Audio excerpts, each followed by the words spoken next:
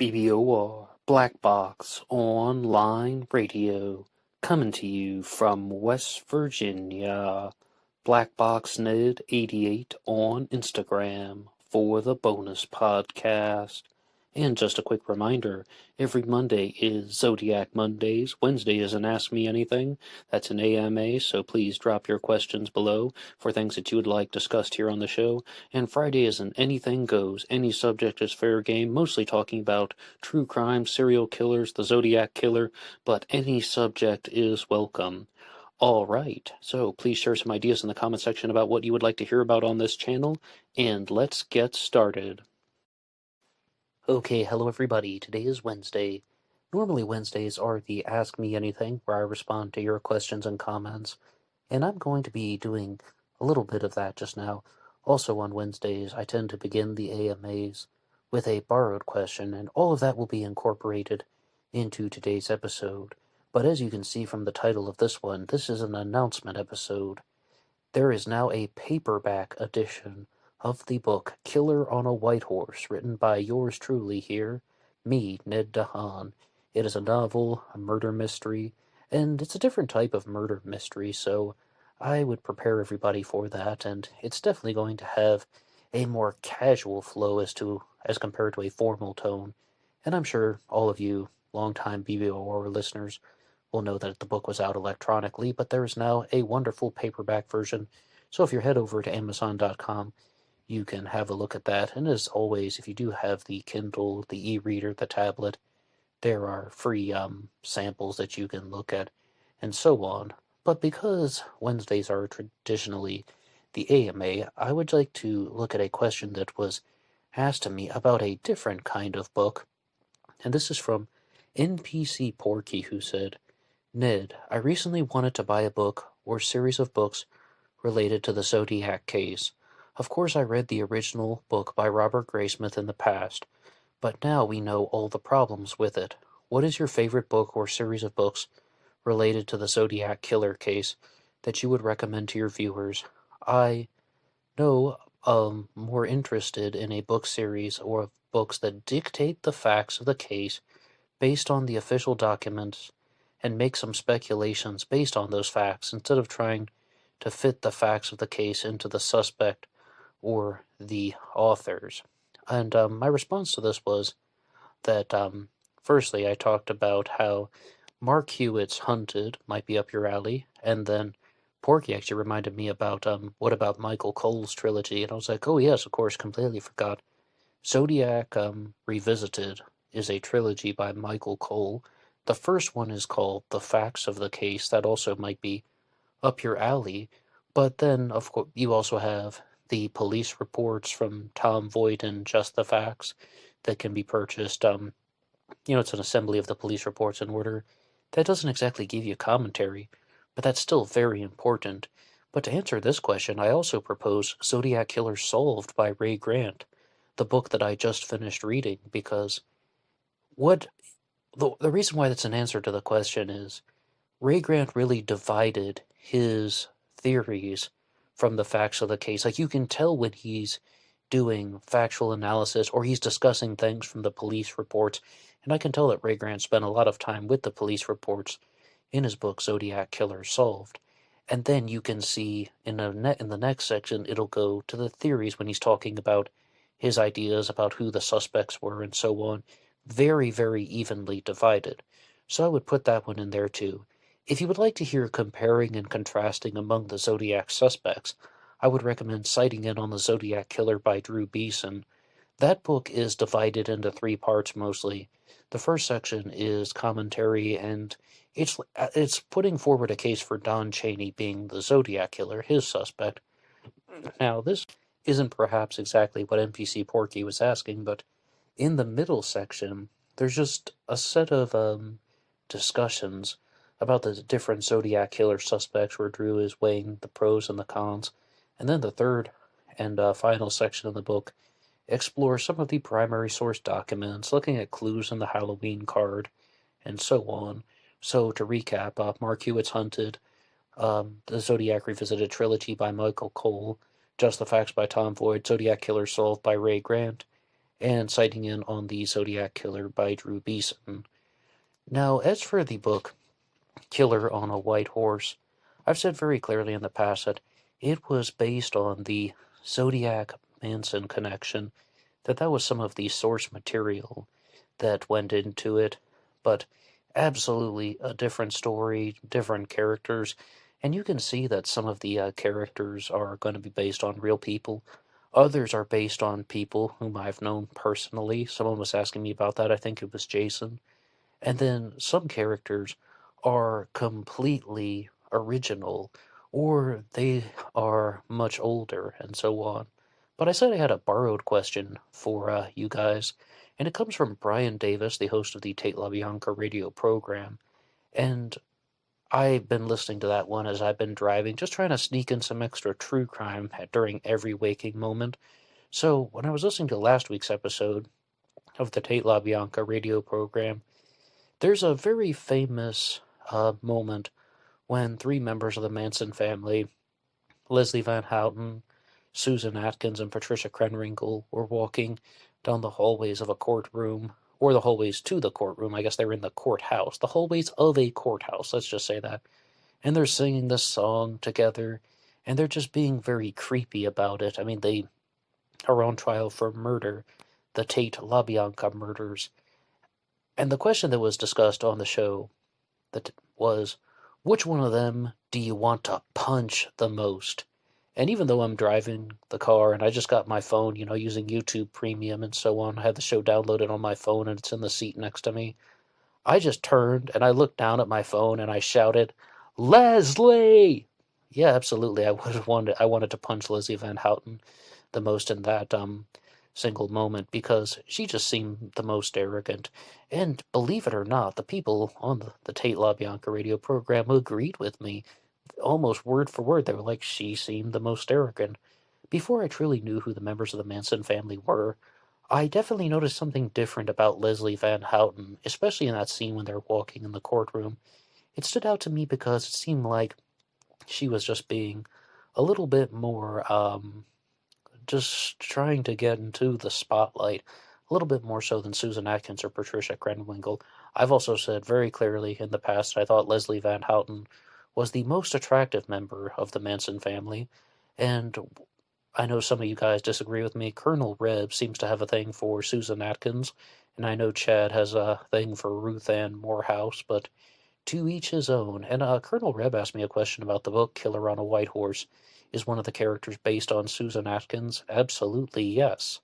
And, I mean, you'll definitely see if there's a character based on Charles Manson or not in the novel that was inspired by the Zodiac Manson connection. But most of them are original characters and so on. Now, there's a female character in the book Killer on a White Horse that is from something that I created back when I was 22, maybe, thereabouts. I'm only saying that because of where I was living at the time, and I wrote a previous novel about her completely. I used to be the kind of person who just wanted to be a novelist. Even back in high school, college, I would be the type of person that would spend hours staying up late at night just scribbling in a notebook or writing on the computer, and then I would compose these things that were hundreds of pages long, and then I just wouldn't finish them. Like, I would start writing something, and I would get to about a page, maybe like 122 or something. I have no idea how to end this novel, and it would just rest in a computer file and so on. But when I was 22, I wrote an entire novel that has now been lost to time. I don't think there are any copies of that one left. However, one of the characters did make it into Killer on a White Horse, available on Amazon.com. But as far as the next book coming out was, a lot of people have been asking me, are you going to write a book about the Zodiac Killer? And I have something in mind about serial killers. Of course, there would be a large section on the Zodiac Killer and Jack the Ripper. And see, that's the thing. On Black Box Online Radio, I talk about a lot of different subjects, and you guys help me out all the time, sharing excellent things in the comments section. All of you guys are awesome, especially you guys who tune in regularly, who like and subscribe. I mean, it really is great because you guys can put your comments and questions down below, and it turns into the AMAs and so on. And somebody left a comment on the recent episode about there were 4 Zodiacs, the one that was the book discussion on Zodiac Killer solved. And they were saying that Ray Grant left a very long comment. It's almost like he wrote another book. I say welcome it. I mean, absolutely. I would welcome that. I mean, long comments, short comments, whatever you want to say. Maybe it'll be worked in to one of these episodes here. But it's just a couple quick announcements before I get too caught up in the discussions.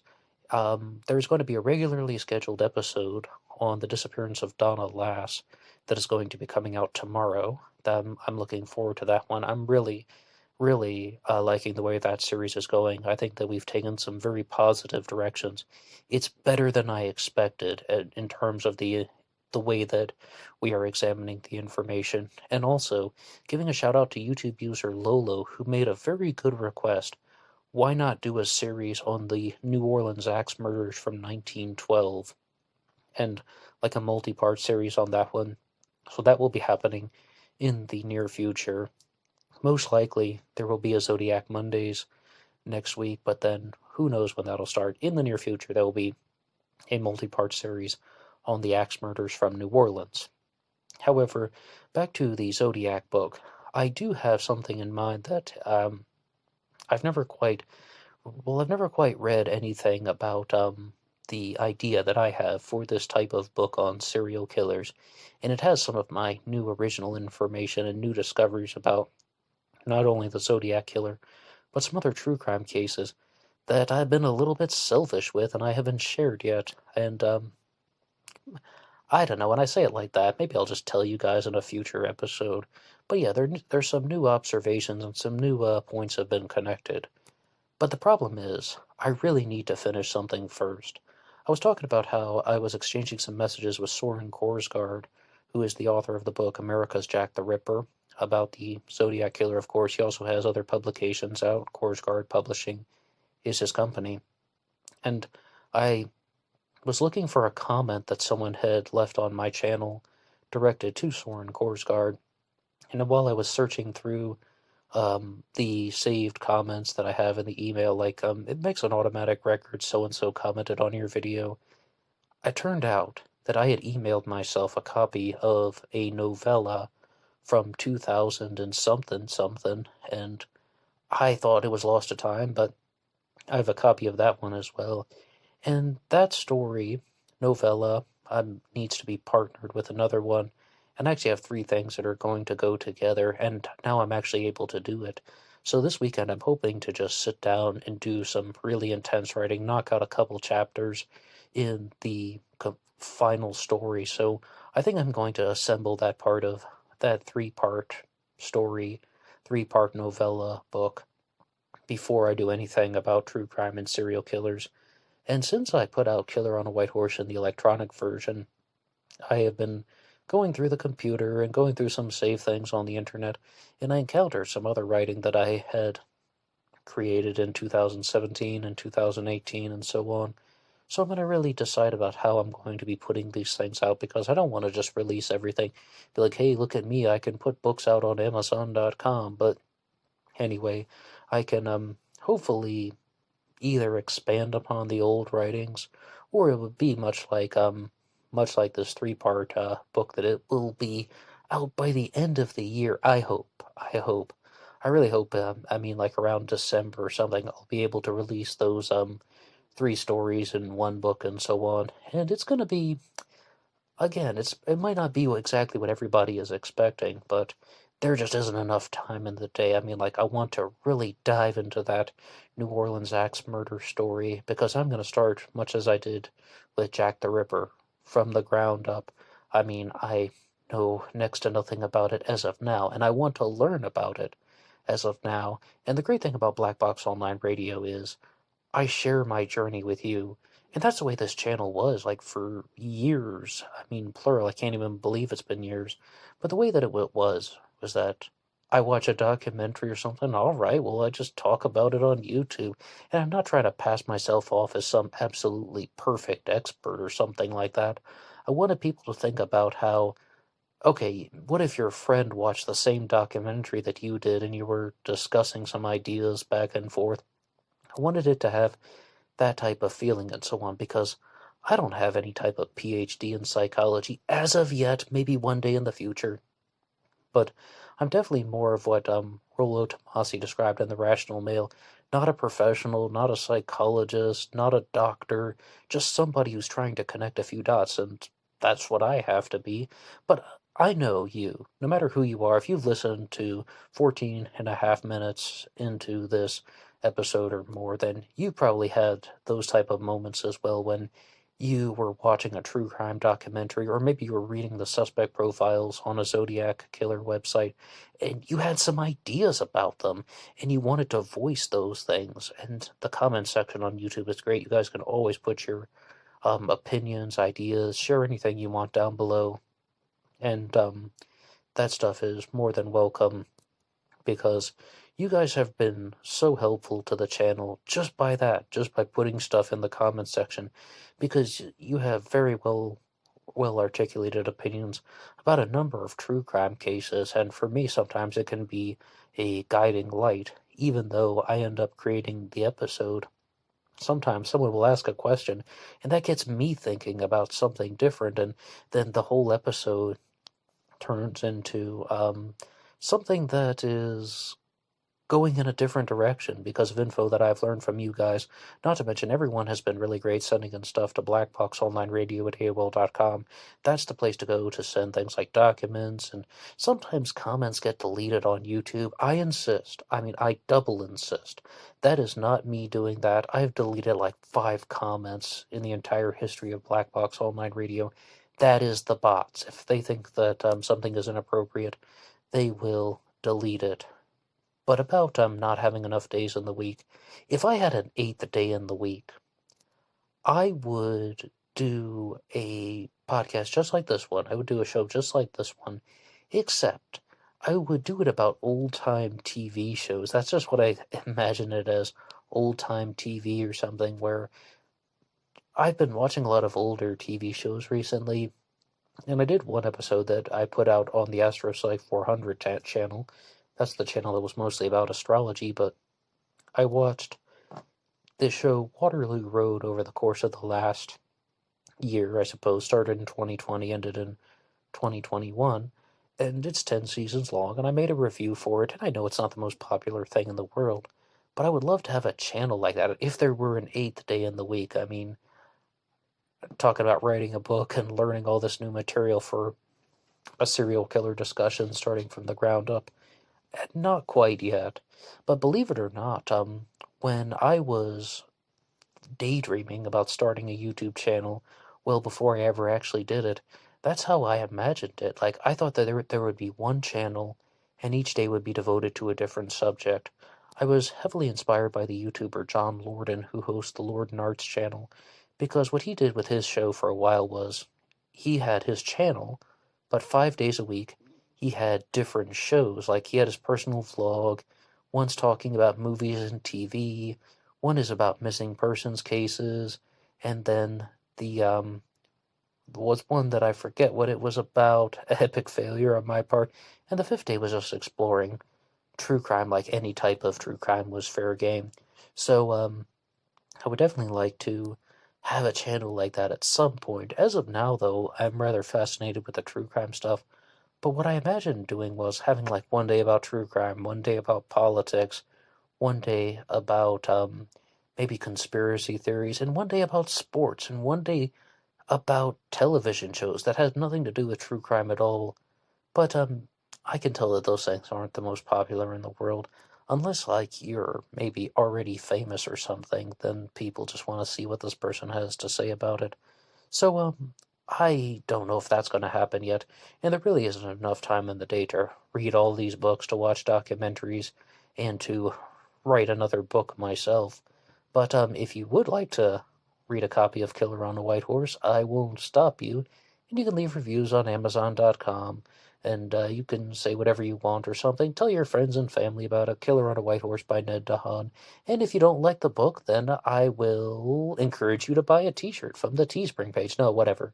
No, I don't really mean that. Yeah, I totally do mean that, but not 100%. Only 75%. And anyway, there are going to be a lot of things coming out on the Zodiac Killer channel, which is one that I collaborate with. There was the first suspect profile on their channel that was done with a human voice. A lot of the videos, well, the videos are made by a team of people, mostly Jack Cooper and Steve Beaumont, and some people work with them. And I was the narrator for that one. I was also the narrator for the documentary series Obsession into Darkness on the Zodiac Killer channel. A lot of stuff over there that you guys would probably be really fascinated with. I mean, that Don Chaney episode, that turned out to be so much better than I expected. Like, it really went beyond my expectations as well. I was very impressed with the job that they did, and I mean, feel free to go over to the Zodiac Killer channel, have a listen. And another thing that I want to hear from you guys, I talked about starting this new series on the New Orleans axe murders. Well, what are the other true crime cases that you want to hear about? What are the cases that you want to hear about, period? I had an absolutely excellent time talking about the crimes from the art world, even though some of them are a little bit tragic. Like I got into the abduction of Frank Sinatra Jr. in that episode, but that was requested by one of the listeners, Mr. JSV650, requested something about the Isabella Stewart Gardner art heist.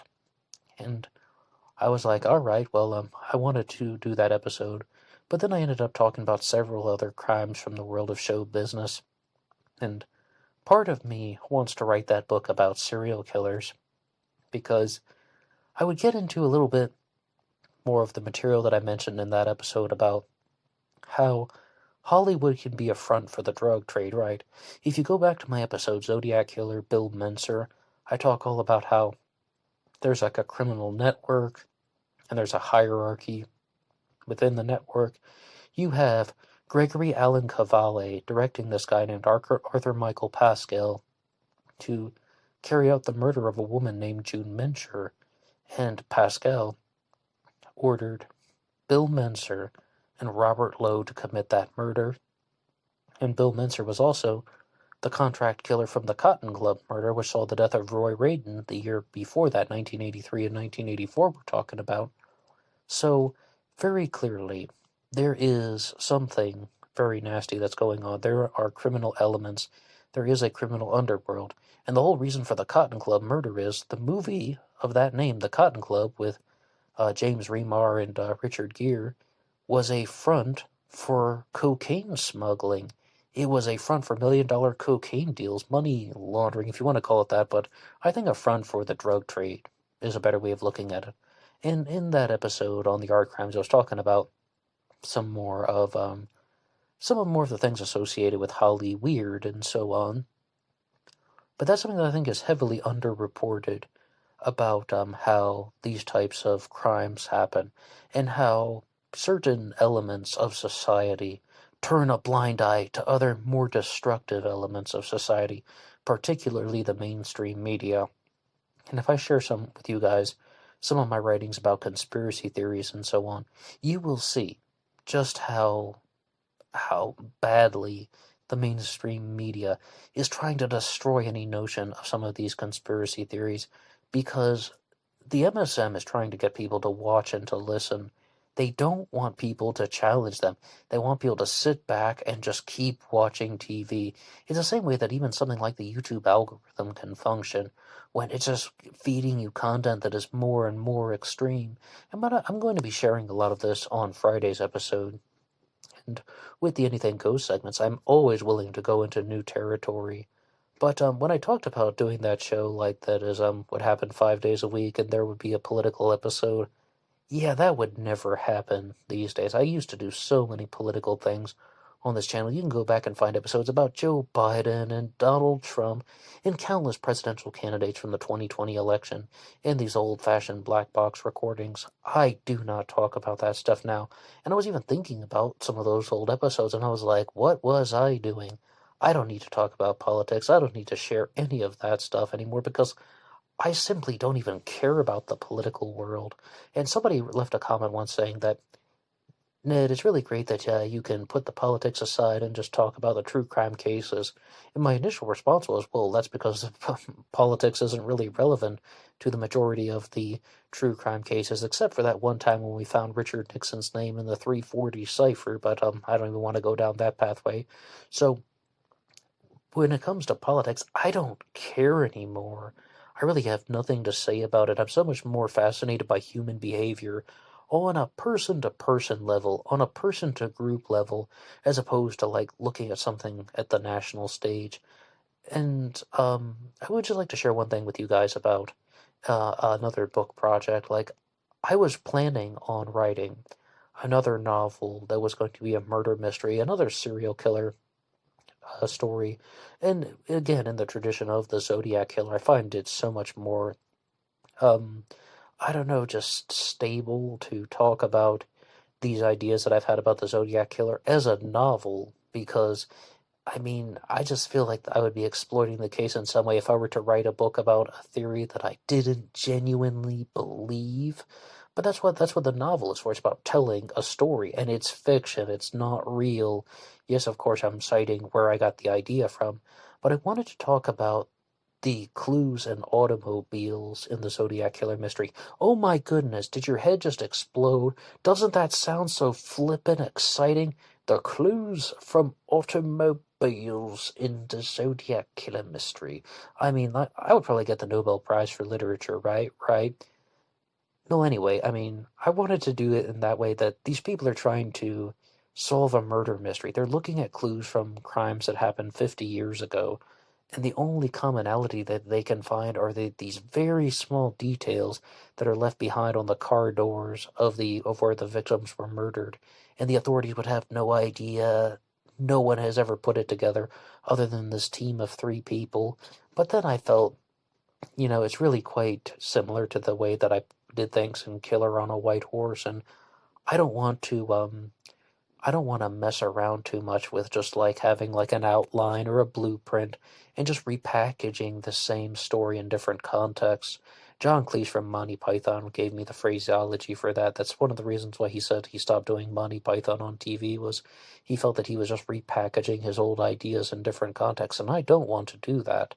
However, though, that story that I'm going to write this weekend, knock on wood, I mean, like, starting it anyway, it's going to be probably about 100 pages long. I'd like to write at least a couple pages this weekend. It is one that I've written before. I know exactly what I want to say.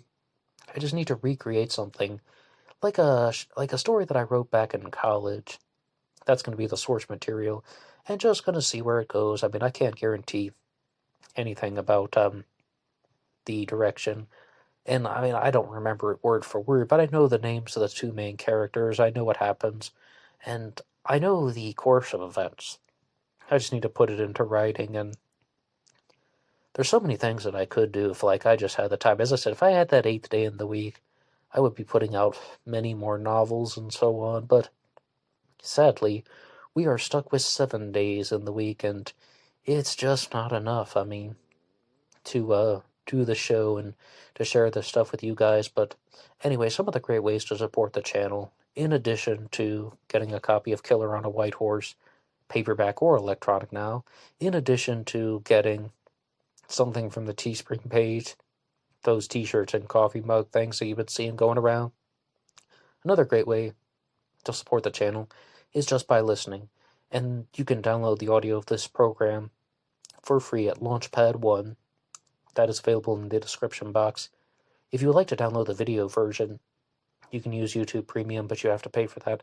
LaunchPad 1 is completely free, so feel free to have a look through some of those things. And also going over to the Zodiac Killer channel, watching the documentary series Obsession into Darkness, any of the suspect profiles as well, but especially the one on Donald Lee Cheney, which I worked on, and I have to say, they're going to be some new things out on the Zodiac Killer channel that are not the suspect profiles.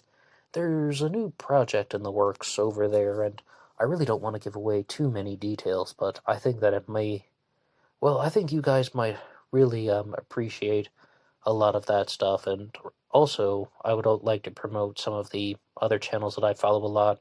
Drew Beeson's channel, he's the host of the Zodcast. I've also appeared on Professor Dad a couple times, and I just mentioned the Tate LaBianca radio program. I'm a weekly, sometimes daily listener to that one. And if I do the episode on Friday according to plan, you hear about a whole bunch of other channels that are outside of the true crime world, but Manny Grossman's channel is really great for learning about the Son of Sam and Maury Terry and the Ultimate Evil. A lot of good stuff out on YouTube, and well, I hope that the episodes on Black Box Online Radio are going to get a little bit better. And I mean, I think that there have been a lot of good stories that have been shared here, but I definitely would like to just see what happens. Let's just keep doing what we're doing here. All right, thank you guys so much for listening to this episode. Once again, you're all awesome. Please keep in touch, and I will see you at some point in the future. Until next time.